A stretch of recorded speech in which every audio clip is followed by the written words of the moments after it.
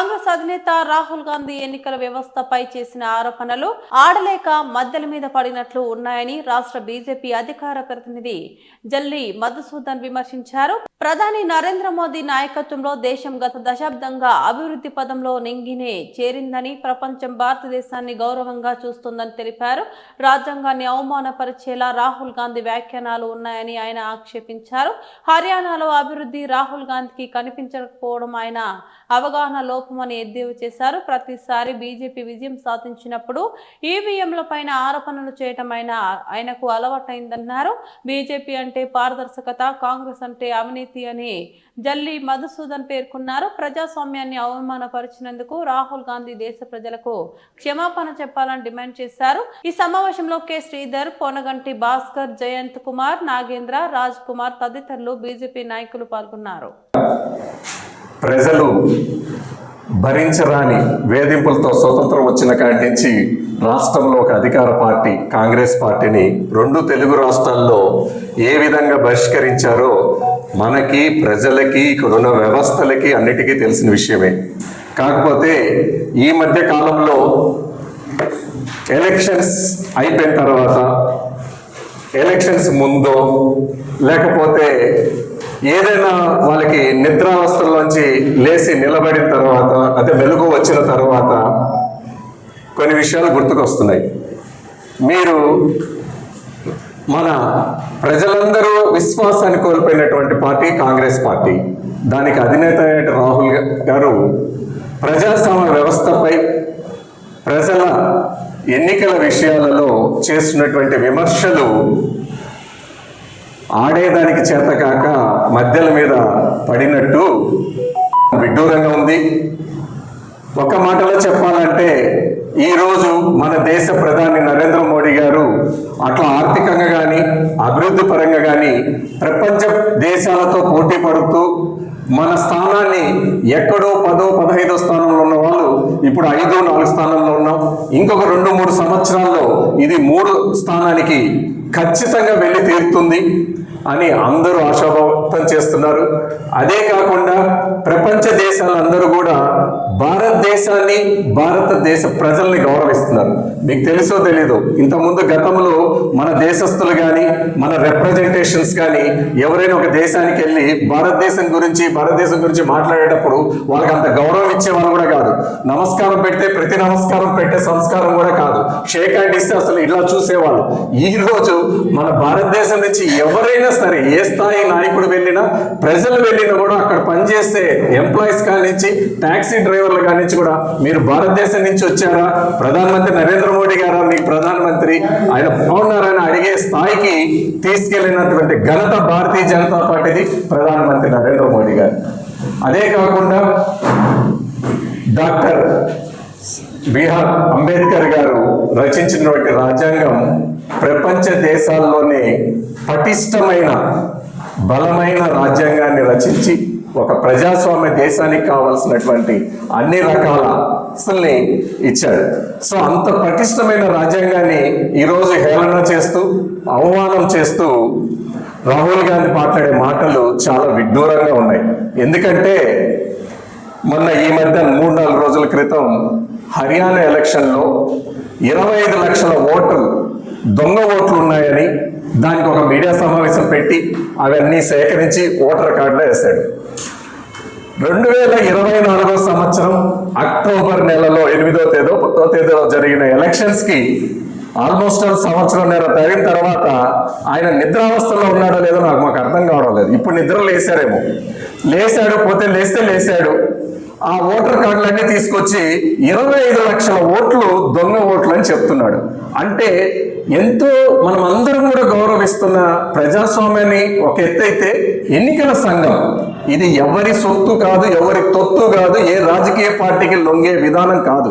దానికి ఉన్న నియమ నిబంధనలు కానీ, అక్కడ ఉన్న అధికారులు కానీ, ఒక చీఫ్ జస్టిస్ స్థాయిలో ఉండే వ్యక్తుల నుంచి ఎంతో అత్యున్నతమైన దేశ స్థాయిలో పనిచేసిన అధికారులు అందరూ కూడా ఈరోజు ఆ స్థానంలో ఉంటారు.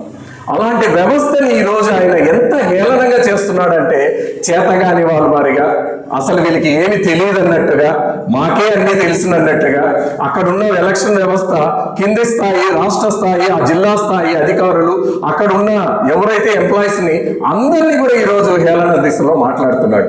అంటే ఎవరైనా ఒక ఎలక్షన్ లో కొన్ని నియమ నిబంధనలు ఉంటాయి.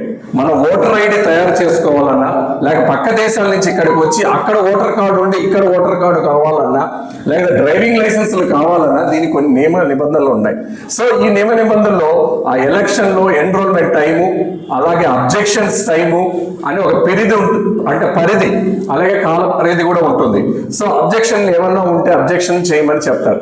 అలాగే దానికి ఫైనల్ కూడా వాళ్ళు పత్రికా ప్రకటనతోనే కాకుండా అవేర్నెస్ క్యాంపులు పెట్టి కూడా ఎలక్షన్ కమిషన్ ఈ విధంగా పనిచేస్తున్న వ్యవస్థలో ఈ రోజు ఆయన తీసుకున్నటువంటి విధానం కానీ, ఆయన మాట్లాడుతున్న విధానం ఎలా ఉందంటే, యావత్ భారతదేశ ప్రజలందరినీ, ప్రజాస్వామ్యాన్ని, ఎలక్షన్ రంగాన్ని కూడా, రాజ్యాంగాన్ని కూడా అవమానించే పరిస్థితికి తీసుకొచ్చాడు.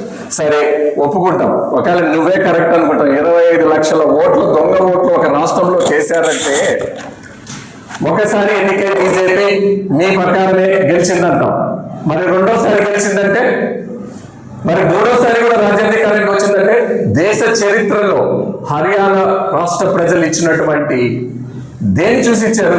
మోడీ గారి యొక్క పారదర్శత, అంటే ట్రాన్స్పరెన్సీ, ఆయన తీసుకుంటున్న ఏవైనా కానీ ఎలాంటి అవినీతి లేకుండా ఆయన ప్రజల మద్దతు కూడగట్టుకొని పనిచేస్తుంటే, ఈయన ఉలిక్కి పడి నిద్రలోంచి లేచి నో నో నో నో ఇదంతా దొంగ ఓట్ల పని, మీకు రాజ్యాంగం ఇవ్వలేదు అని చెప్తే ఎంత హేళనంగా ఉందంటే అందరూ నవ్విపోతున్నారు. ఈయనకేమన్నా మతి సీమితం ఉందా లేదా? ఎందుకంటే కొన్ని విషయాలు ఒప్పుకోవాలి, కొందరు అదే చెప్తారు, జరిగిన వెంటనే తప్పును తప్పు అని చెప్పండి, సరిదిద్దుకునే టైం ఇస్తారు, దానికి కావాల్సిన ఎవరి మీద చర్యలు తీసుకుంటారు, అవుతుంది. కానీ ఒక ఓటు, 2 ఓటు, 10,000, 2,000 కాదు, లక్ష కాదు, 2 లక్షలు కాదు, 25 లక్షల ఓట్లు ఉంటే అందరూ నిద్రపోతున్నారా? ప్రజలందరూ నిద్రపోతున్నారా? ఎవరు కంప్లైంట్స్ ఇవ్వలేదు ఆ టైంలో? ఎవరిపై ఎలక్షన్ కమిటీకి దృష్టికి తీసుకెళ్లేదా? కోర్టుకి ఎవరు వెళ్ళలే? అక్కడ అవకాశాలు ఉన్నాయి కదా. మరి వాళ్ళంతా అప్పుడు యాక్సెప్ట్ చేసి అక్కడున్న అభివృద్ధిని చూసి బీజేపీని, మోడీ గారికి మద్దతు ఇస్తే, ఒకసారి కాదు, 2 సార్లు కాదు, 3 సార్లు మద్దతు ఇచ్చి గెలిపిస్తే, గుజరాత్ తర్వాత అత్యధిక శాతం భారతీయ జనతా పార్టీ మద్దతు ఇచ్చిన రాష్ట్రం హర్యానా రాష్ట్రం. అక్కడ ఆ విధమైన అభివృద్ధిని, ఆ విధమైన మహిళలకు తీసుకొచ్చిన సంక్షేమాలు కానీ, వ్యవసాయ రంగం కానీ, ఇండస్ట్రీ కానీ ఎక్కడో అడుగడు స్థాయితున్నటువంటి హర్యానా రాష్ట్రాన్ని ఈరోజు దేశంలో గుర్తింపు తీసుకొచ్చిన ఘనత మోడీ గారు.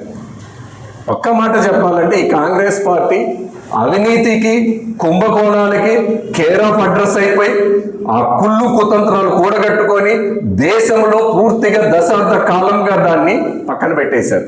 ప్రజల్లో మర్చిపోయారు అసలు కాంగ్రెస్ పార్టీ ఉందా లేదా అనేది కూడా. అలాంటి పరిస్థితుల్లో ఎగ్జిస్టింగ్ కోసము ఏదో నేను ఉన్నాము, ఇక్కడ దేశంలో కాంగ్రెస్ పార్టీ ఉంది, నేను ఒక రాహుల్ గాంధీని, మా తాతలు ముత్తాతలు అక్కడి నుంచి మేము వాళ్ళంతా దీనికి ఎంతో సేవ చేశారు అని గుర్తింపు కోసం భారతదేశ ప్రతిష్టని అగౌరవపరిచే విధంగా, రాజ్యాంగాన్ని అవమానపరిచే విధంగా, ప్రజాస్వామ్యాన్ని ముఖ్యంగా అంటే ప్రజల నిర్ణయాల్ని హేళన చేసే విధంగా ఇక్కడున్న వ్యవస్థల మీద ఉంది. మనకు తెలుసు, పోలీస్ డిపార్ట్మెంట్ అయినా, న్యాయ వ్యవస్థ అయినా, రెవెన్యూ వాళ్ళైనా, వీళ్ళంతా ఒక కష్టపడి చదివి ఆ ఉన్నతమైన అధికారాన్ని పొంది ప్రజల కోసం నిరంతరము రాత్రింపగలు కష్టపడుతున్న వ్యవస్థలు. సో వాటిని ఈరోజు శంకిస్తూ ఈ విధంగా మాట్లాడడం అనేది చాలా విడ్డూరంగా ఉంది. భారతీయ జనతా పార్టీ, కాంగ్రెస్ పార్టీ నాయకులు, అధినేత అయినట్టు రాహుల్ గాంధీ తక్షణమే భారతదేశంలో ఉన్న 150 కోట్ల మంది ప్రజలకి క్షమాపణ చెప్పాలని మేము డిమాండ్ చేస్తున్నాం. మొన్న కర్ణాటక పోయాడు, అక్కడ ఇదే విధంగా చేసి వచ్చాడు. వాళ్ళు అప్పుడే కోర్టుకి వెళ్ళారు, ఈసీ కూడా చీవాట్లు పెట్టింది, నువ్వేదేనంటే మాటలు మాట్లాడొద్దు, నిరూపించని కూడా చెప్పింది. ఈ రోజు మళ్ళీ హర్యానాలో ఉన్న ఎలక్షన్ కట్టలన్నీ తీసి, అంటే ఓటర్ల లిస్టులన్నీ తీసి ఈ రోజు మాట్లాడుతున్నాడు. ఇంకా మన దేశంలో ఇంకొక రాష్ట్రానికి వెళ్ళి అక్కడ కూడా మాట్లాడతాడు. ఇది ఏంటి అసలు? అంత అల్లాడిపోతున్నాం.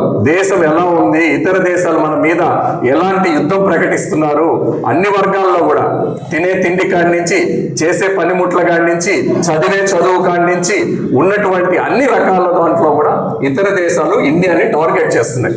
ఇది ఏదో గురుస్థానానికి వెళ్ళిపోతుంది, ఇది రేపు మనం వీళ్ళ మీద ఆధారపడిపోవాలేమో, లేకపోతే మన పరిస్థితి ఏందని. మనం ఒకరి మెప్పు కోసమో ఒకరిని మనం తెలియడం, మన శక్తి ఏంటి, మన బలం ఏంటి అనేది మనం ఆల్రెడీ ప్రూవ్ చేసుకున్నాం. కోవిడ్ టైంలో యావత్ ప్రపంచ దేశాలన్నీ గడగడగడ వణికిపోతుంటే ఆ మెడిసిన్ కనుక్కునే విషయంలో పూర్తి స్థాయిలో విఫలమైనాయి అన్ని దేశాలు కూడా.